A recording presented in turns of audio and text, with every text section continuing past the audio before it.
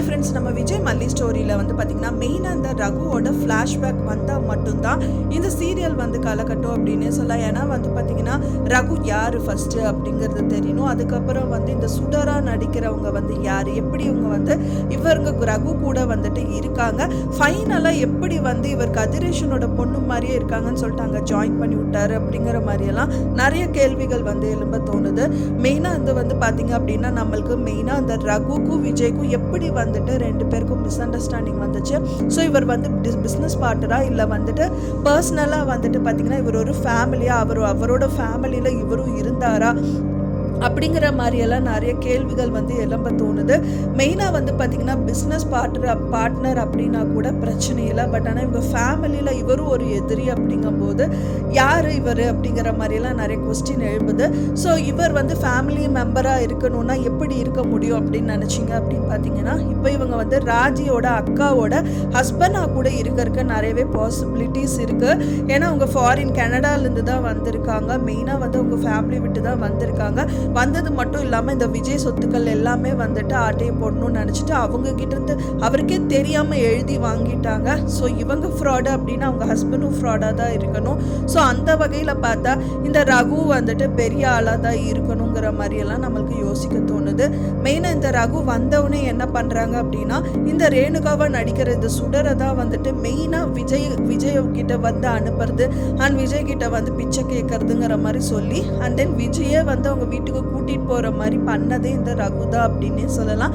அங்கதான் மெயினா போறாங்க. அதாவது வந்து விஜய் அப்படிங்கிற வந்து ரொம்ப பணக்காரர் அப்படின்னு நினைச்சிட்டு ஸோ அவங்க வாழ்க்கையை கெடுக்கணும் அப்படின்னு தான் அனுப்பி வச்சிருக்காங்க. பட் ஆனால் அவரே எல்லா விஷயத்தையும் வந்துட்டு இந்த ராஜி கிட்ட விட்டு கொடுத்துட்டு இங்க வந்திருக்காரு அப்படிங்கறதுனால சரி இனி இவங்க கிட்ட வந்து எதுவுமே பண்ண முடியாது. செக் பாயிண்டா வந்து பாத்தீங்க அப்படின்னா விஜயோட ஒய்ஃபும் இவர் கூட ஒர்க் பண்ற இந்த சுடரும் வந்துட்டு கிட்டத்தட்ட ஒரே மாதிரியே இருக்கிறதுனால இவங்கள வச்சு விஜயை வந்து பழி வாங்கணும்னு சொல்லிட்டு தான் இந்த சுடரை வந்து விஜய் வீட்டுக்கு அனுப்புறதா கூட இருக்கலாம். ஸோ அவங்க வந்து சொத்தை மட்டும் பறிச்சுட்டு கஷ்டப்படுத்துறதுன்னு மட்டும் இருந்தாங்க முதல்ல. அதுக்கப்புறம் வந்து பார்த்தீங்கன்னா மல்லியோட லைஃபையே பறிக்கிற மாதிரி நிறைய விஷயங்கள் தான் வந்து பண்ணிட்டு இருக்காங்க. விஜய்க்கும் அது தெரிய வருது. அவங்க பண்ணும்போது வந்துட்டு அது வந்து தப்பான விஷயம் அப்படின்னு வந்து உணர்றாரு.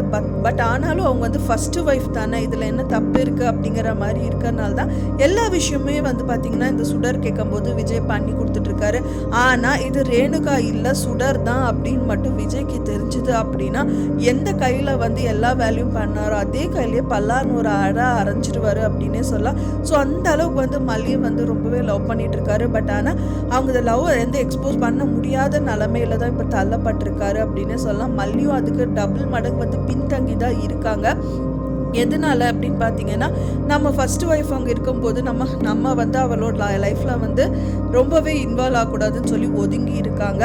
ஆனால் எவ்வளோதான் பதுங்கி இருந்தாலும் சிங்கம்தான் அப்படிங்கிறது வந்து ப்ரூவ் பண்ணிடுவாங்க கூடி விரைவிலே அப்படின்னே சொல்லலாம். ஏன்னா வந்து அது உண்மையாக இருக்குது அப்படிங்கிறதுனால தான் அவங்களுக்கு கூட மல்லி கூட ஏற்றுட்டு இருக்காங்க இந்த சுடரை. பட் ஆனால் இது வந்து பொய் அப்படிங்கிறது தெரிஞ்சு போச்சு. கண்டிப்பாக அவங்க கிரிமினல் தான் அப்படிங்கிற விஷயம் தெரிஞ்சிருச்சு. ஸோ மேற்கொண்டு நிறைய முயற்சிகள் மேற்கொண்டுவாங்க. ஸோ அது அவங்களோட பழைய மல்லி அப்படிங்கிற ஒரு இது வந்து வெளிவரும். ஸோ இதுக்காக தான் வெயிட் பண்ணிட்டு இருக்கோம். கூடிய விரைவிலே வந்து பார்த்தீங்க அப்படின்னா ரகுவும் விஜயும் மீட் பண்ணணும். ரெண்டு பேரும் மீட் பண்ணுறது மட்டும் இல்லாமல் மல்லிக்கும் இந்த விஷயங்கள் எல்லாமே சொல்லணும். இவர் யாரு, என்ன, எதனால வந்து இவருக்கும் அவருக்கு ஆகாது அப்படிங்கிற விஷயங்கள்லாம் வெளிவந்தால் மட்டும்தான் இந்த சுடரா நடிக்கிறவங்களோட சுயரூபம் வந்து கண்டிப்பாக அவங்களுக்கு தெரிய வரும். ஸோ அது வரைக்கும் வந்துட்டு ஏதாவது ஒரு எபிசோட்ஸ் அண்ட் ப்ரோமோஸ் இந்த மாதிரி வந்துட்டே தான் இருக்கும் அப்படின்னு தான் தெரியுது.